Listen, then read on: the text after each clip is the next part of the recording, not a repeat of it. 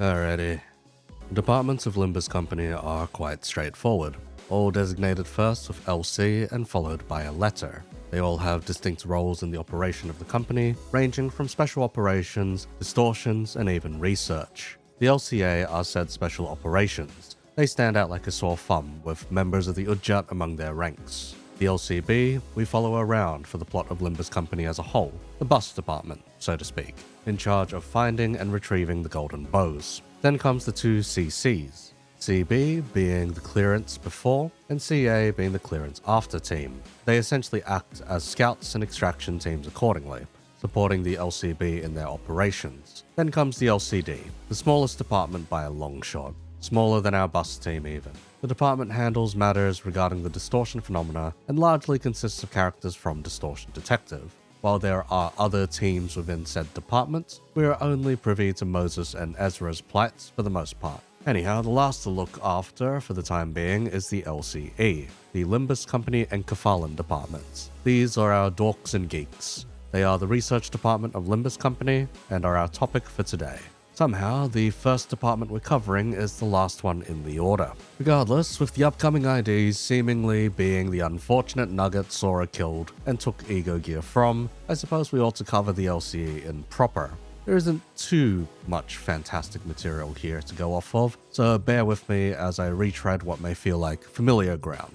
The LCE serves as the leading bunch in abnormality and distortion research. That includes everything related to both phenomena, including Ego, Pekatula, and the Monolith. We're only privy to a small set, but what we do see makes it out to be a modern-day lobotomy corporation with an emphasis on research over energy production. This is further reinforced at the end of LCB checkup, when the classifications of abnormalities is adjusted from the amount of energy produced to more of a proper threat level from direct confrontation.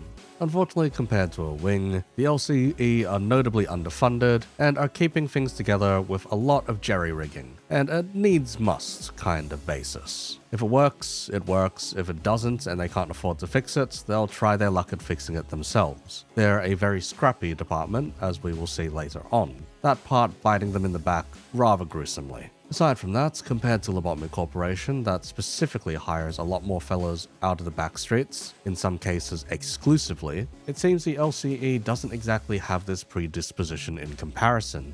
In needing researchers, they'll require fellows that can properly conduct it, and not just nuggets that act as power generators for the company. More importantly though, we ought to talk about their usage of Ego, and how it differs from that of Lobotomy Corporation. Compared to the more cookie-cutter sets and forget affair that nuggets had access to in the past, LCE Egos function quite a bit differently. Rather than being able to borrow just a portion of the abnormality's power in a weapon or suit alone, LCE Ego allows for attunement and calibration of said gears for enhanced effects. Lobotomy Corporation egos tend to whisper or render intrusive thoughts to the user, things based on the abnormality's disposition and purpose at most. Funeral of the Dead Butterflies making you more solemn and take on its Undertaker-like demeanor, magical girls filling you with whimsy, etc. Here, instead of keeping much in the way of a stable limits, the LCE ego attunement allows for a higher level of synchronization to the bloody ego being borrowed, making it closer in function to the original abnormality. According to Carmen in Force Uptie story, this allows for far fancier use cases, flights, form shifts, and more.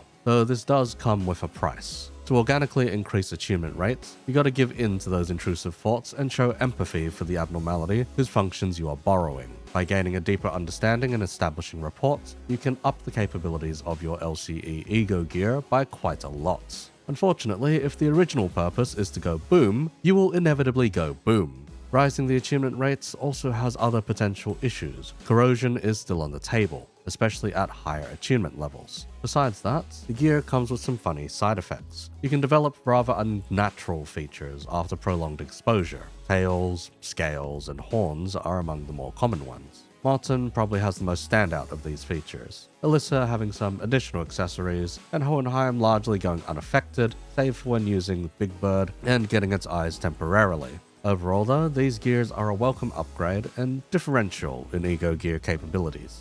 Past all of that, they are a research department at the end of the day, mostly conducting experiments on abnormalities, distortions, and Pekatula as their day-to-day. While most of our exposure to their operations is at the hands of Hohenheim and his team, which we will get to later, there is a few small events we can look into for more on their usual fare, notably in the mirror dungeon packs. There's quite a few of these actually that paint us a rather solid picture of how disastrous things can be here. Arda Blossom Moth Containment Breach. This one has the funny fire moth breaching and wandering the halls. Sirens are blaring, PA systems shouting warnings of the breach, and various researchers coming over in response to the breach. The sinners can directly intervene and help the researchers, that of which are thankful for the aid. Allegedly, their ego gears are still undergoing calibration, making it difficult to use for suppression.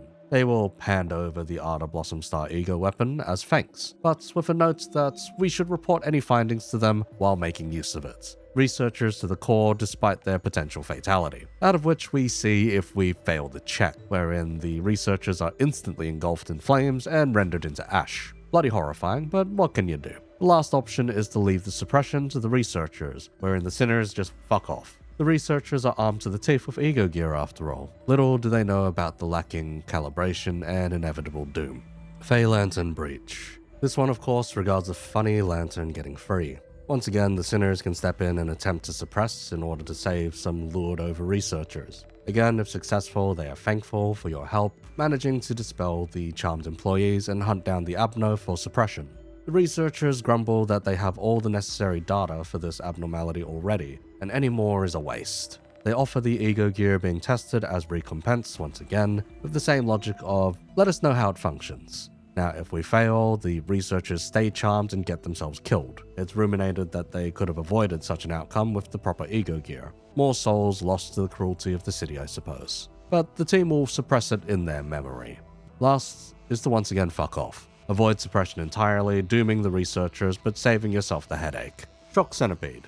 This one goes over the Shock Centipede's temporary immortality before giving you a pop quiz. The research team is otherwise attempting to discover new potential energy sources to make highly efficient charging gears. They simply ask what the damn thing usually offers. Answer right, and they praise you a bit before handing you another ego gear based on the centipede, one obtained with an alternative extraction method. Of course, they ask you to report back on its performance, like the other two. If you answer wrong, they'll be disappointed in your lack of knowledge and walk off. Combustion gloves and spiked combat boots. This is usually the first event of the dungeon, rather, but it mentions synchronization rates and the need to play by the Fathom's rules. We can pick one of 3 ego gifts to take here. None of them are particularly consequential. All it really tells us is that you should only equip one gear at a time unless you can attune higher than 100%. Reignition plug. This one has some researchers poring over documents and arguing over the link between emotions and intensity of flames. Allegedly, putting wrathful emotions into the flames exerted allows it to burn abnormalities compared to otherwise. Rather funky. Aside from that, we're mistaken for a test subject and can either undergo their trials or refuse and get kicked out. Succeeding in the trial has them grant you the gear, tested with no strings attached. For once, no mention of performance reports or feedback. Seems they got what they wanted. Otherwise, the researchers are disappointed by the results, but insist that you keep using it. Only return it if you find it completely unbearable, so they say. Then comes the Enhancer Mark IV. For this one, the sinners wander into a frantic laboratory that needs to finish a clinical trial on some pills or remedy, so to speak. You can see a fella planted face first into their desk in there as well. If you refuse, you get told to fuck off. Otherwise, in running the clinical trial, you drug up one of your sinners, taking them to a twinkling high. Well, that is unless you fail the check, in which case they are aggressively retching, much like myself recently. The researchers apologize for the abject failure, before telling you to take some meds with you as an apology. The next two are almost carbon copies of one another. The sinners arrive in the observation room of either the Arda Blossom Star Moth or the Fey Lantern and are given the details on each. They are then given a pop quiz on what they would get from each before being handed out an ego gift for answering correctly and nothing otherwise. All this really tells us is that abnormalities can change over time and offer up more than just a single ego gift anyhow. Regular operational gear. This is a bunch of researchers using field gear instead of ego gears. They offer some assistance so long as the sinners are willing to go down and investigate a dark hallway for them. There isn't much to it. Success has the researchers examining and healing the sinners before passing off their gear. Failure has them healing the sinners only. Rejecting the proposition just shows the researchers as no nonsense and reprimanding you for wasting their time, essentially. That about sums up the events that give us insight into the plight of the LCE on the day-to-day: observation, research, and development, alongside suppression duties. It seems like there are many teams under the LCE, and we only really get to see one of them in action, being Hohenheim's team. Allegedly, many others wanted to study Sinclair's sign or the Arayashiki, else many of the other happenings of Canto 9, but were blocked by Hohenheim. As for the overall plight of the LCE, that much is exceedingly rough. The first glimpse into their operations is with LCB Regular Checkup, wherein the LCB are undergoing tests with the LCE. We mostly get Hohenheim's way of handling things, alongside a lot of lore for the sinners and characterization for them specifically. Aside from Hohenheim's aggressive experimentation and forced distortion, the rest is quite by the books, painting a rather solid image of the LCE and its focus on research over anything else. The data is what matters to them. We get the rough gist that they're an overworked bunch of researchers, but seemingly enjoy their jobs quite a lot for whatever reason. Then comes Canto 9. They're all going through hell. The day of the Golden Bow reports, the LCE gets raided by the House of Spiders in a rather horrific manner. Many of their employees are staked with spirals, if not already dead, and pretty much the entire department is in emergency mode as the house wreaks havoc. Pretty much all of the abnormalities are breached, a vast majority of the employees are dead or dying, and the department is completely crippled for the time being. Key members die and are rendered unable to act in upcoming operations. A lot of damage is done, but a lot is ultimately learnt about their security and how to avoid such heavy casualties in future. Before twining threads during the Walpurgis, we see the repairs carried out to the facility. The sinners are in tow, doing their best to put containment chambers back together, as well as repair any other damage done by the House of Spiders or subsequent suppression efforts. We learn of the hobbies of the deceased, as well as getting whisked away to a Lobotomy Corporation department to learn the truth of the bonbon cans. Beyond there comes Twining Threads, wherein we see a lot of the internal affairs of the LCE, the unusual nature of funerals within the city, the quick and total pivot back into research mode, heck, the shoving and practically squabbling over who gets to research what in the interim. From there on, we likely won't be crossing paths with them too soon. With all of the broad strokes out of the way, suppose we ought to cover notable individuals. There are 5, with a few sinner IDs alongside to mirror various folks. Let's start with the least consequential, shall we? The nameless cunt that Sora killed for her disguise. Ahem. This is who we're getting an ID of next. It's bloody loony. But yeah, nameless researcher that is gonna get domed, I guess. Absolutely whack.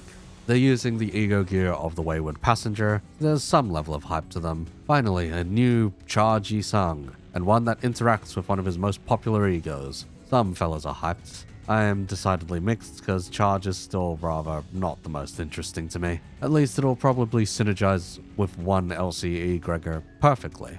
Anyhow, one nameless fella getting a seasonal ego has got to be something of a joke to end the season on. Then comes Ravi. Man is just a clerk, and like a majority of clerks in Lobotomy Corporation, is going to meet a very unfortunate fate. It is literally his first day of employment. Man has zero access to gear to defend himself, nor knowledge of the staff. Initially, during the raid, he plays dead while chatting away with Sora, building some small amounts of rapport. When discovered by the sinners, both him and Sora are invited to tag along, until they run into the Pinky Nurse Father, wherein his head gets caved in and his upper half is torn to shreds. Well, at least it was quick as far as clerk deaths go.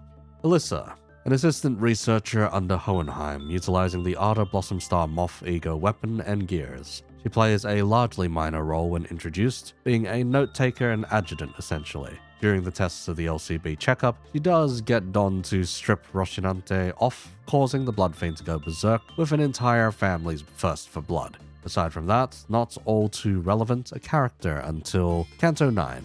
During the events of Canto 9, she's separated from both Hohenheim and Martin, causing her to have an unfortunate run-in with the House of Spiders. Viral embedded into her chest, she was rendered combat inoperable and waited out the raid in the end. After the spiral was disengaged, she mustered a quick recovery to take part in Operation Spider-Pyre alongside Hohenheim, Faust, Ishmael, and Sinclair.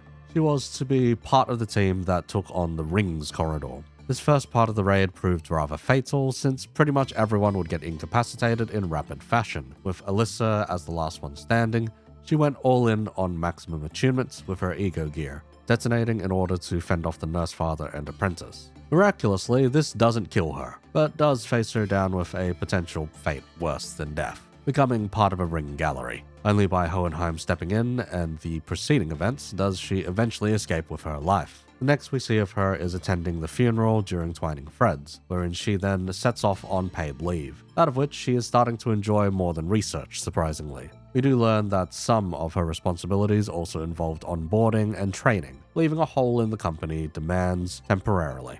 Martin is next, a rather unfortunate fellow that acts as Hohenheim's other assistant researcher. He utilizes Fey Lantern's ego gears, sprouting both horns and a tail. Similar to Alyssa when introduced, he only plays a minor role at first, also helps in goading Don to unleash, but otherwise does little else when first thrown in. Then comes Canto 9, and, well, he takes some of the worst of it. During the raid on the LCE by the House of Spiders, Martin is together with Hohenheim. When the party splits to handle various tasks around the facility, Hohenheim and Martin take on rebooting the facility's power grid. Due to several series of events and coincidences though, they are short on time with a looming nurse father about to take them out. Martin cranks his attunement up to 120% and lures Callisto away, unfortunately, to Martin's death. He haunts the narrative for a bit, being one of Hohenheim's primary reasons for joining Operation Spider Pyre, but also in posts where his stash of orange bonbon is distributed to the sinners. Whilst there, he is eventually laid to rest at the start of Twining Threads. What's left of the fella anyhow.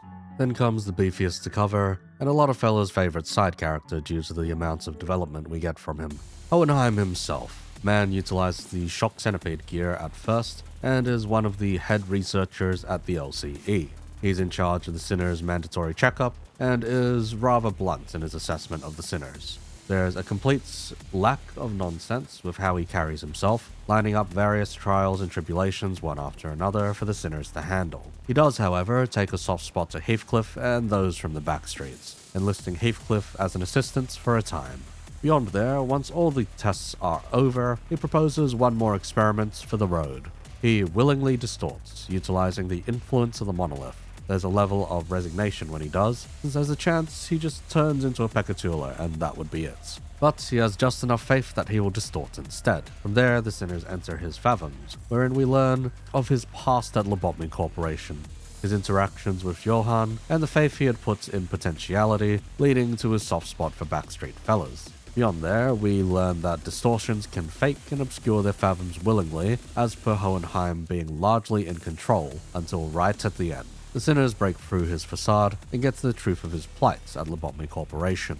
Rather than getting the scorn of his employees for abandoning them to their final moments, said employees had instead insisted he be the one to escape, forcing him to be the sole survivor of his branch's collapse. Once the distortion is beaten out of him, he sends off the Sinners having completed the checkup, claiming that this will be the only time they meet. That is until we hit Canto 9, wherein he comes sliding back into the narrative. Caught in the House of Spiders raid, him and Martin are eventually tasked with fixing the power grid. While things aren't exactly going perfectly, they are initially progressing well enough, until the Sinners are all called away by Dante, leaving the LCE members defenseless against an oncoming ring nurse father. Martin and Hohenheim butt heads rather quick in a suicide Olympics before Martin wins, citing that Hohenheim knows the system he rigged up better than anyone else, plus it would give the highest chance of success to leave him in charge of it. With Martin baiting away the nurse father, he has bought enough time to jumpstart the grid again, leading to the house's eventual departure.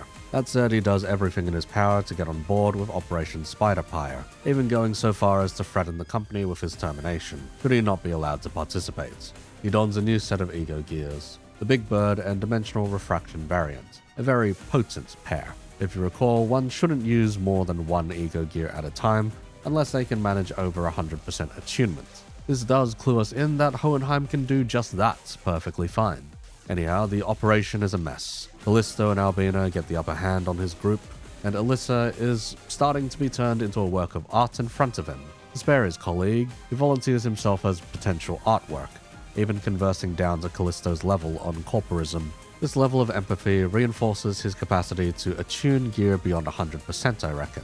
While the nurse father's guard is down, he slams down on Callisto's cranium with the Dimensional Refraction variant, buying just enough time for the ensuing events and eventual safety of his team. Fast forward to Walpipi, and he's overseeing the reconstruction of the LCE alongside some loaned LCCA members. Past there, we have his involvement in Twining Threads, a funeral, some redemption of the Middle Apprentice, and of course, plenty of research into the new states of the Arayashiki. He divulges the memories lost by Roshu on the prior use of it, and goes on to explain the current mechanisms of the weapon and interaction with Arya.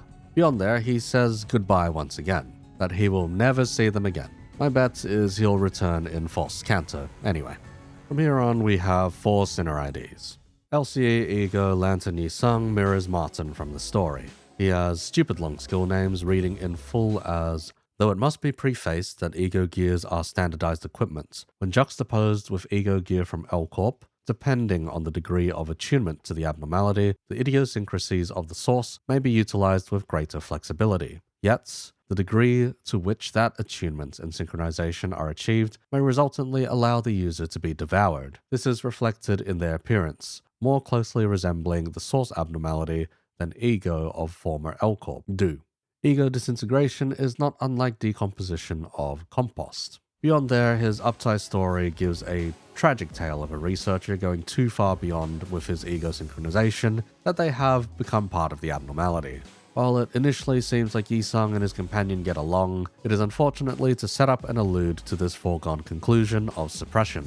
Beyond there, in the voice lines, we get some very verbose stuff regarding his day-to-day, wants and needs within the facility. That and various ruminations on Lobotomy Corporation and the LCE's ego gear. LCE Ego Ada Blossom Star Faust mirrors Alyssa from the story. Most of her Uptie story regards combat tests, and the use of LCE egos compared to that of Lobotomy Corporation's. We get plenty of details about attunement and synchronization, as well as a near explosion from Faust. Rather, that she is subject to detonation from high attunement rates. This one is particularly interesting due to the way our narrator Carmen likes tuning in here. Rather, she speaks to confirm many of the assumed facts about LCE egos compared to the original ones. The voice lines do offer some insights into the mentality of the LCE, well, of Faust within the LCE. He reckons we've all but succeeded Lobotomy Corporation with their efforts. There's also an odd line about flying and how it was a little unnatural, resulting in trial and error. 100% she managed to crash into a wall somewhere.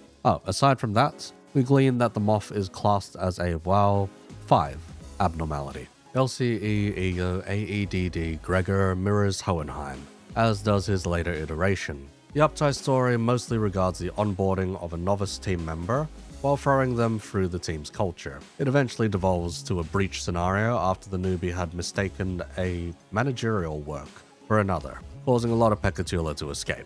During the stress of the whole affair, Gregor stress tests their gears for the data, but otherwise keeps it within manageable levels in order to ensure the safety of his team.